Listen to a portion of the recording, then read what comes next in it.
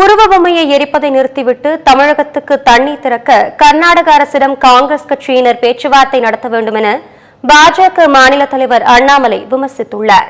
இது தொடர்பாக அவர் அளித்த பேட்டியை மினி டாக்ஸ் பகுதியில் பார்க்கலாம்.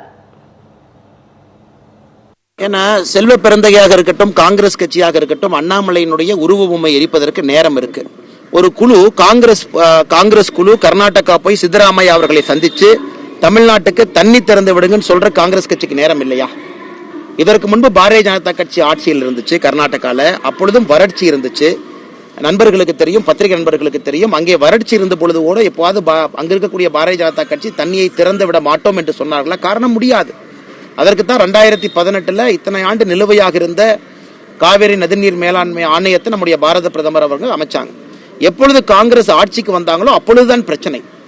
அப்பொழுது மாநிலங்கள் ஒரு மத்திய அரசு கொண்டு வந்திருக்கக்கூடிய ஒரு ஆணையத்தை மதிக்கவில்லை என்றால் எப்படி இந்தியாவில் ஒரு அரசியலமைப்பு சட்டத்தை நாம் காப்பாற்ற முடியும்?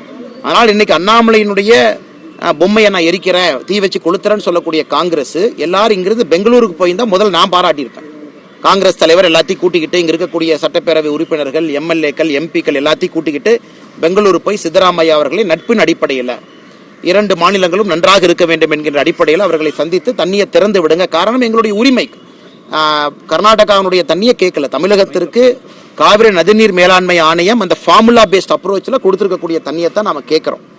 அதே போல உங்களுக்கு தெரியும், காவிரி நதிநீர் மேலாண்மை ஆணையமே அதுக்கு சொல்யூஷன் கொடுத்திருக்காங்க. என்ன சொல்யூஷன் கொடுத்திருக்காங்கன்னா, வறட்சி ஆண்டுல எவ்வளவு தண்ணி கொடுக்கணும், தண்ணி அதிகமா வரக்கூடிய ஆண்டுல எவ்வளவு கொடுக்கணும், எல்லாமே solution paste approach, formula paste approach. இதுல யாரும் தலையிட வேண்டிய அவசியமே இல்லை. விதண்டாவாதத்திற்காக அங்க சித்தராமையா அவங்க பேசுறாங்கன்னா, இங்க இருக்கக்கூடிய காங்கிரஸ் கட்சி வாய் மூடி மௌனம் சாதிப்பது என்ன?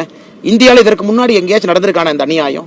பிரதமர் ஒன்றை கொண்டு வந்த பிறகு, பிரதமருடைய உத்தரவு வந்த பிறகு, மத்திய அரசுடைய உத்தரவு வந்த பிறகு மாநில அரசு நாங்கள் அதை கண்டுக்க மாட்டோம்னு சொல்லும் பொழுது, இந்திய அரசியலமைப்பு சட்டத்துக்கு நேர் எதிராக காங்கிரஸ் அவர்கள் நடந்து கொள்ளும் பொழுது கர்நாடகால அதை தட்டி கேட்பதற்கு இங்க இருக்கக்கூடிய காங்கிரஸ் கட்சிக்கு மனம் இல்லை. இதையும் மத்திய அரசு மேல பழி போடுவதை எப்படி ஏற்றுக்கொள்ள முடியுங்கன்னா?